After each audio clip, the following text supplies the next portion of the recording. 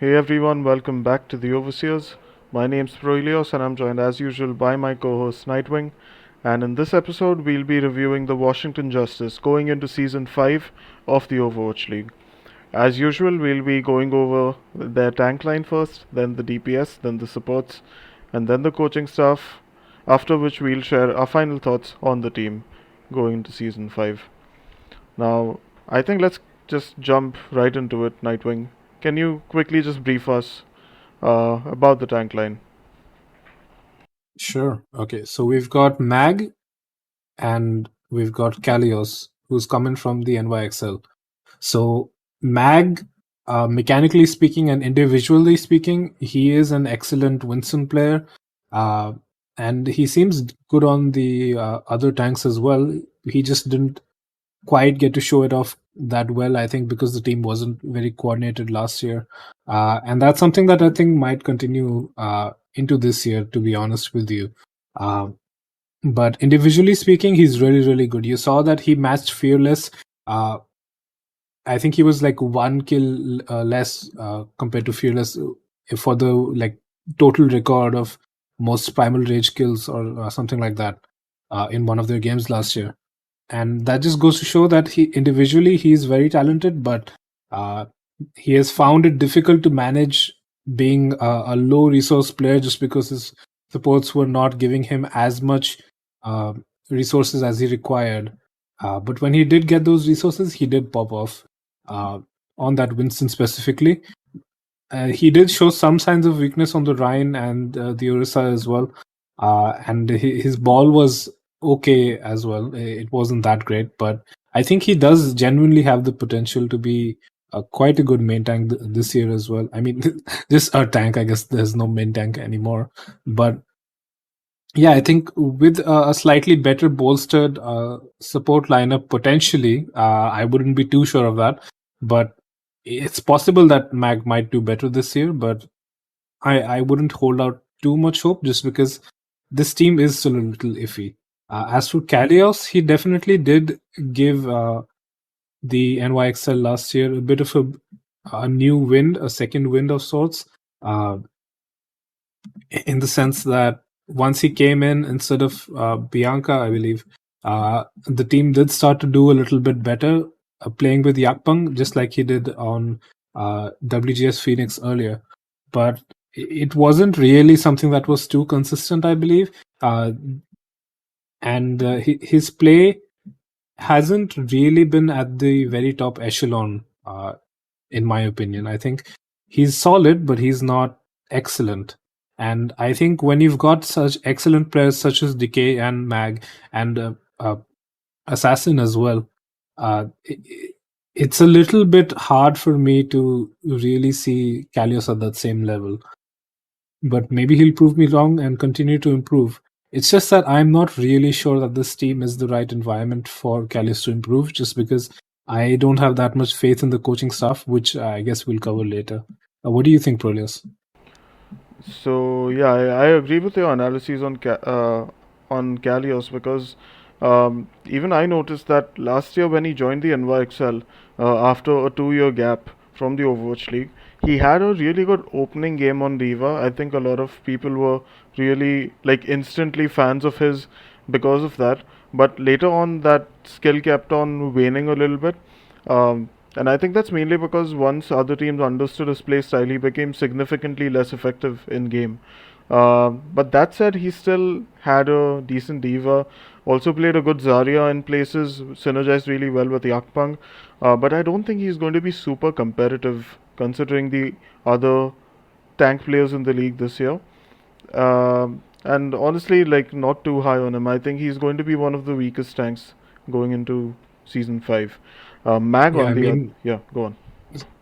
I mean, even London, who I'm not too jazzed about, even they have Poco, and I mean, in that situation, it's really hard for me to see Kalios as being anything except below average at best, because there's just like an insane amount of really good tanks that play his roles uh, coming into season 5.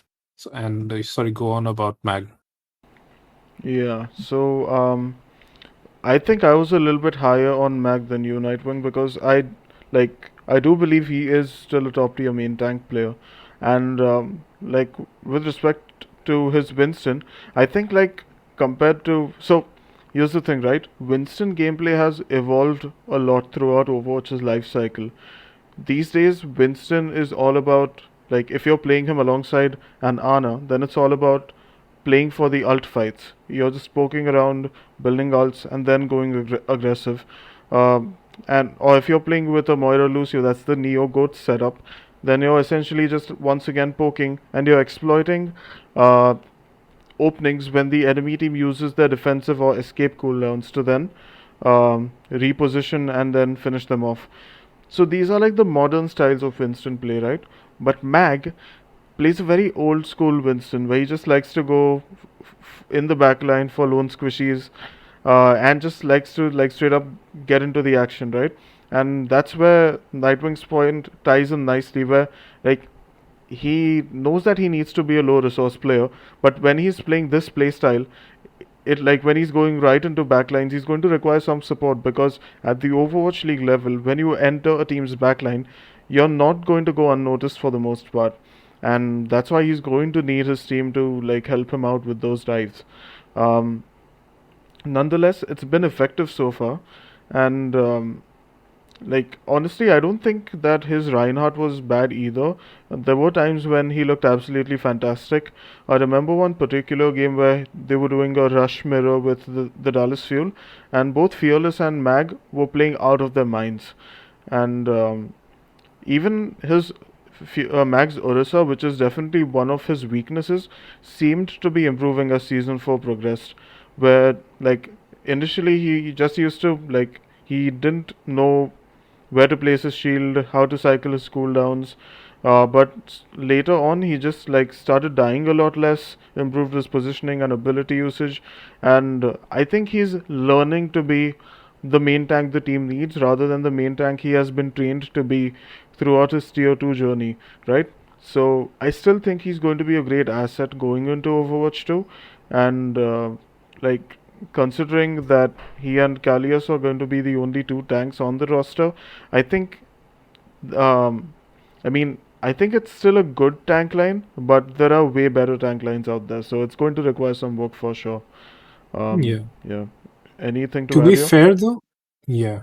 To be fair though, I'm having a look at all the tank players for the NA region, and I don't think there are too many players better than Mag on that sort of Winston or classically main tanky role. Obviously, that term will not exist in Overwatch 2, but still, I mean, the only players I would say are better than Mag for sure are probably Fearless and Super, and the other main tanks are very questionable. I think for the NA region compared to Mag on that specifically Winston role. Obviously, Gator from the Atlanta region would be better on the Orisa and the Ryan potentially, but I think he definitely does have a good chance to really pop off in a particular meta if he gets to play his heroes. Kalios, though, like I think both agree, is of a lower caliber. So I think that's all I have to say. All right. Let's then talk about the DPS players on this lineup, and let's start off with the veterans. That is Decay and Assassin. Now these two were quite the dynamic duo last year, and we all naturally know Decay as a true superstar of the Overwatch League, and one of the most individually skilled players to touch Tier 1 Overwatch. We all know that he's really impressive on Tracer, all the hit scan heroes, even Hanzo, and as of last year, even Symmetra, in my opinion. So there's honestly no meta in which you would bench him, and it really made sense for Washington to retain him this year because of his consistency as well as his synergy with multiple members on this roster. And naturally, one of those direct members is Assassin, who is also a top notch flex DPS. And last year, I really grew to appreciate his Sombra gameplay because of his ability to, well, quote unquote, assassinate enemy backlines with ease. And he's very competent on even other heroes like Mei, Echo, Pharah, even Genji. So it's very hard to match his skill and his flexibility. So these two going into next season are really strong picks. And Yeah, Nightwing, I think I'll let you talk about this before we move on to the new signing. Yeah, I mean, Decay is just an absolute nut, and uh, the going price for him, I think, really says a lot about it. I think uh, the last time we heard, I think almost 2 seasons ago, it had gone from 300k to 400k. I don't even know at what what number it's at now, because Decay is just that good. His scan plays insane. His tracer plays one of the world's best. Triumphed only by Striker, I think, and potentially Kester, but even that's very, very debatable. I think he is definitely the hardest carry for this team, uh, and I think that will continue into this season as well. But they do need to be careful as to not pour every resource into him, because once he gets punished, then the rest of your team is just sort of standing there like stunned ducks waiting to die. So that's something that the team does need to kind of work around, where Decay does his own thing, but the rest of the team has to be pulling their own weight as well. As for Assassin, he showed excellent promise last year, with very few moments where you would say that this is a moment of weakness for him, and he's quite flexible on that projectile sort of role. He also plays a very good tracer and Sombra. I think Assassin is also probably one of the mainstays. And then we're on to Happy, who is coming obviously from the Houston Outlaws, and a very successful season for him, where he's been given a much more central role last year. And I think this year he'll be more in the rotation, depending on whether he's needed or not. But he does play that Cassidy and both snipers, and even the tracer to some extent really well. Um, he showed that he is much more than just a widow one trick. Through like through and through, and I think he also is just an excellent addition to this team, making the level of the DPS much higher than last year, where you've got just a third man to rely on, uh, just to cover something like a double hit scan meta. So I think great addition from the Washington Justice. What do you think, Projas? Yeah, I completely agree because it's very difficult to find a hitscan player as talented as Happy.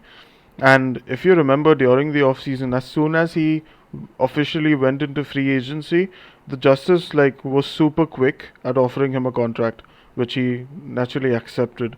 And not only is he great at hit scan, he's also a fantastic Hanzo player and also a decent Sombra based on what we saw with the Outlaws. And is definitely an upgrade over Jerry, who was initially the hit scan kind of core hit scan player, right? Whereas Decay was their tracer specialist. And honestly, like if you think about this, Happy was signed to kind of replace Jerry because he was still under contract with the Justice, and he retired after that. So, or retired, or rather, just like left the team after that. And the thing is, he was still under contract, so he may have either retired or wanted a break. Otherwise, he wouldn't have left the team while being under contract and let go of some easy money. But either way, he was one of the more lackluster hit scans in the league, in my opinion. So I don't think Washington would have had a problem letting him go after knowing that they still had Happy on the lineup. And that way, they also managed to save one player's salary going into this season, meaning they do have more money for mid-season signings after studying the Overwatch 2 landscape. So I think that's like one kind of weapon that the Justice have up their sleeves. My Anything to add? heart, Yeah. yeah, my heart does go out to Jerry, though. I mean, he has made some of the most memorable moments in the league as well. That clip of him falling off the map, uh, casted by Brennan Sideshow on Blizzard World Third Point, that's one that really sticks out to me. And he also got his EMP cancelled multiple times last year. I think it was him and Hisu who just kept canceling each other's EMPs over and over again on Blizzard World as well. So, shout out to Jerry and his affection for Blizzard World. Um, but yeah, uh, Happy is definitely a step up. And I will be expecting much greater things from Happy than I did from Jerry. So yeah, that's it for the DPS line. Hmm. Then let's move on to the supports. Starting off with Washington's new main support opener. And any guesses to as to who the previous main support was, Nightwing?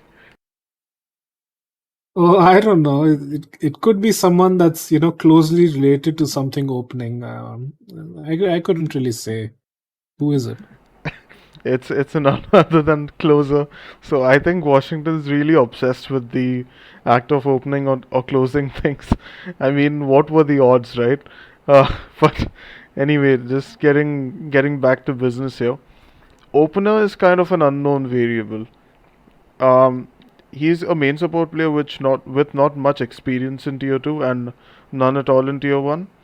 All I know is that he had been playing in tier 3 since 2019, but there's not much high level footage of him out there, so it's very hard to tell how good he is.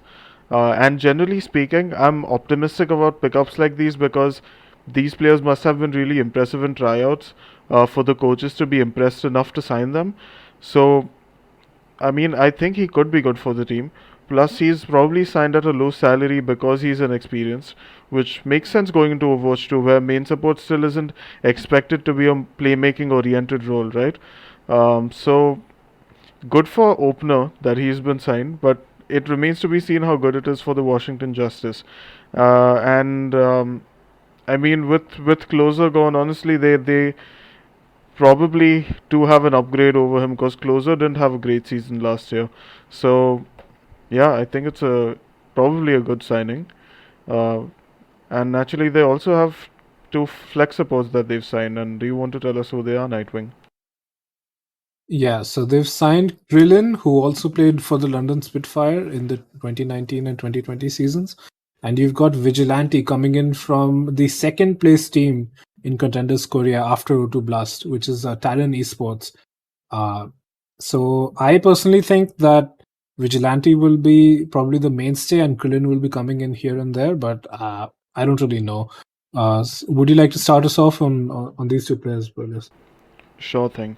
So, Vigilante is to me one of the most promising flex supports coming out of Contenders Korea this past year, because he has a really deadly Zenyatta, which is what contributed to a lot of Talon esports success last year, and he is super mechanically skilled, and a significant upgrade over the previous flex support Bebe, who is now with the Shanghai Dragons, which we'll obviously discuss in that individual episode.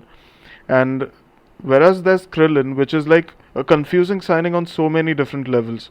I mean, Krillin was with the Spitfire in seasons 2 and 3, but he didn't have much to show.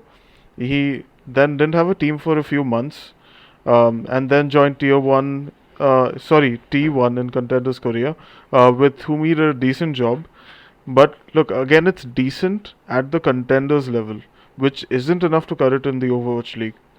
And if I knew that I would want to have two flex supports on the roster, I would have honestly kept Bebe over signing Krillin because at least Bebe has synergy with the roster and had like somewhat of a consistent healing output last year, which is probably the biggest compliment I can give him.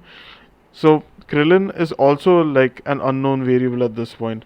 So unless he's like the Superman of Overwatch, like just spending months and months absorbing sunlight from the sun before activating his full potential, this is a really odd signing to me. I Uh, think yeah. I think the main reason they've signed Krillin is just because Vigilante actually turns 18 and eligible to play in on the 1st of July. So the first 2 months of the Overwatch League, almost they'll have to play Krillin instead of Vigilante. But I think once Vigilante is off age, you'll see a similar situation to Super or any other underage player, where after that Vigilante will take over most likely. Yeah, that is a good observation, and thanks for the tip. So I know which supports to field in my fantasy Overwatch League going into the next season, at least until Hmm. June, but July, my bad. So, yeah, any additional thoughts on the support line? Uh, just think that it's going to be a rough first 2 months for the Washington Justice with Krillin playing, unless he's massively improved. Uh, I don't really see that working out too well for them. They'll also struggle, I think, to provide enough resources to the tanks. I'm not really sure how that's going to play out because a game in which you've got Kalios as well as Krillin fielded, I think, is a game with a few too many weaknesses that can be easily exploited. Um, Especially because the caliber of the Overwatch League keeps increasing. Uh, I am a little bit just unsure of whether the support line will be able to keep up. I think I'm definitely more optimistic about opener than I am about Krillin. But I think, yeah, once Vigilante comes in, I think it could be a turnaround in the second tournament of the Overwatch League, which I don't really remember what it's called, honestly. Is it the Mid-Season Madness or something? I don't really remember. Yeah, I believe it is. Yeah, even I don't remember the names honestly, but Mid-Season Madness sounds right because the second tournament is going to be like both regions combined, right? Yeah. Yeah. Hmm. Okay. Anyway, I think let's then move on to the coaching stuff, Nightwing. Um, I think at this point we are both pretty much in agreement that Supreme isn't one of our favorite coaches, am I right? Yeah, I don't really see Supreme adding too much value to the team. I think the team feels very lost. And unlike the Dallas Fuel, who we covered recently, this team seems like they kind of come into a game with a plan. It doesn't really seem to work. Then Decay gets annoyed and goes Tracer or something, or some other hitscan hero to try and carry, which is just like you're watching some kind of like comp or ranked game, more than a professional team actually playing with many use cases and sort of fallbacks in mind. And I think that's just really pathetic coming from a team with this much talent. That's what you saw happen in season 4. And I really just hated that because Decay is one of my favorite players, but I can't expect him uh, to just sort of swap to any hero and start clicking heads, right? That's not how this game works. There is so much damage mitigation. There's so much team play that's required to actually win the game that you can't have these cheap tactics thrown around just because you've paid what 500k for one player. Uh, and I think that Supreme is to blame for that, at least partially, because he's not making the team dynamic work. He's not really making the team understand how to play the game, which is his main role, alongside the assistant coaches. I think it's very good scouting that's been done by the GM pre. He's been trying to keep the players in good morale. He's been keeping the players happy in terms of just their living situation, their comfortable uh, sort of environment for them. And that's why the players have been apparently saying that this is the best team they've been on in terms of just their general lifestyle. But in terms of getting competitive results, I think Supreme is majorly lacking. Uh, and I think this is probably a season where he will really have to prove me wrong. Otherwise, uh, I think Washington is just doomed once again this season, and it'll just be kind of a waste of money for them to sign such expensive players. Yeah, I completely agree with that. Because, see, like Supreme was with the Hangzhou Spark back when they debuted in season 2. And honestly, after Goats, there was nothing impressive that he kind of did with the team, right? Because there was Double Shield, and the Hangzhou Spark made it to the playoffs and they played decently well over there. But after that, when he was like moved to a different team uh, and had like lesser talent to work with, and which is still debatable because they still had Decay. Uh, like with so many resources, even last year, he should have been able to push the team to at least like go deep in some playoffs, right? But that just did not happen. So I'm not a big fan. I think he's one of the weakest head coaches in the league, and he has one more assistant coach, Chilhwa, supporting him, whom I don't really know anything about. But one assistant coach they have signed is Tydolla, whom I am aware about because he was with the Gladiators last year and the Guangzhou Charge in seasons 2 and 3, and both these teams had positive seasons when he was with them.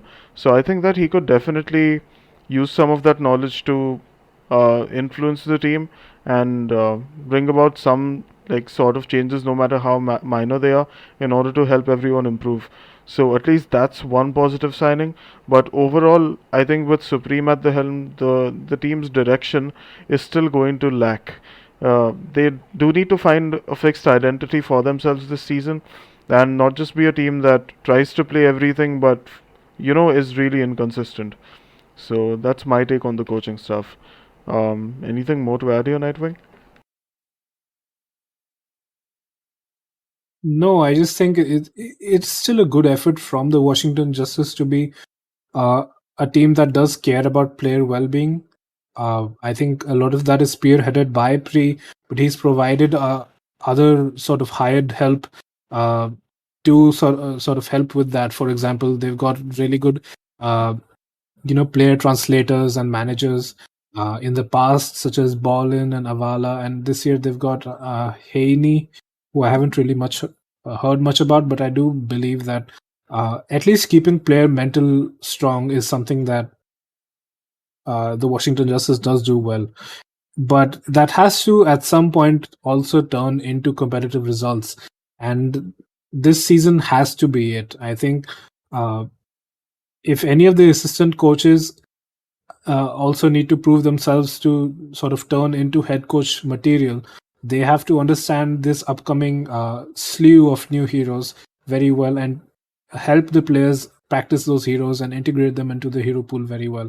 Because if that does not happen, it's just a massive waste of talent, like I've said.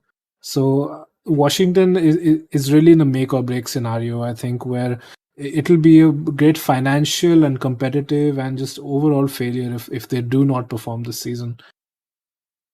Yeah, yeah. And just to round things off a little bit, Nightwing, where do you think they roughly place compared to the other teams in the Overwatch League this year? I think it's very variable, honestly. I think they are a step above teams like the London Spitfire and the Paris Eternal and the Vancouver Titans, etc. But they don't really have the systems in place to be able to uh, understand, rotations and comps as well as some of the top teams, such as the Gladiators or Fuel or even the Shock. Even though I'm not that sure about the Shock this season personally. I think they'll be probably above average, but not really at the very top for the NA region. And I think it'll be they could potentially, I think at best, make it barely into the playoffs this season, uh, and maybe get into some of the kind of contentions for the tournaments.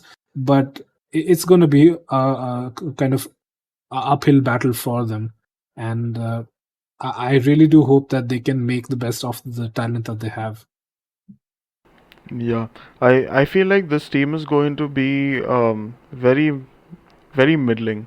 Um, like kind of like they were last year, where like they were fairly inconsistent, and because of that they were neither here nor there, and that's why they were like, I think we ranked them 10th in our overall rankings, I believe. Um, I think, and that's where they're going to stay in the next year, because honestly, their tank line is very mediocre. Their support line is very mediocre. Their coaching is all over the place. I do think they've got potential in their damage lineup. Like it looks like a really, really good damage lineup. But they still need like some god tier performances from all three of the DPS players in order to overcome their weaknesses at this point. So it's going to be all about the mechanical carry, which might just turn out to be okay because Overwatch 2 is going to be more mechanics focused than teamwork focused based on what we know. So yeah, I mean, probably ranked and tops, I feel. Uh, and any final thoughts, Nightwing, before we end this video? Yeah, I think there's one more sort of nail in the coffin, I think, for the Washington Justice is Decay himself, honestly. Like I love the guy's play, he's very, very talented, but why is it that every year this guy has some or the other sort of problem with the team? Uh, Obviously he did have the massive issue with Dallas where there's something about not showing up for practice. and that ended up with him on the Washington Justice. But then, even with a supposedly supportive environment, there was still a period of time where Decay would not play. It wasn't because of health reasons or anything. He would just not get played. I don't know if it was because he was refusing to play or what it was, but Decay is the player that you need in all of the time. I mean, that's what they're paying him the big bucks for. But the Decay just did not show up. They were playing, I don't know, Jerry and Assassin together, and Decay was just nowhere to be found for a little bit of the season. And that was very, very strange to me. And that's something that cannot be repeated, I think, this year, because uh, even though Happy and Assassin are both very gifted, you do need Decay in.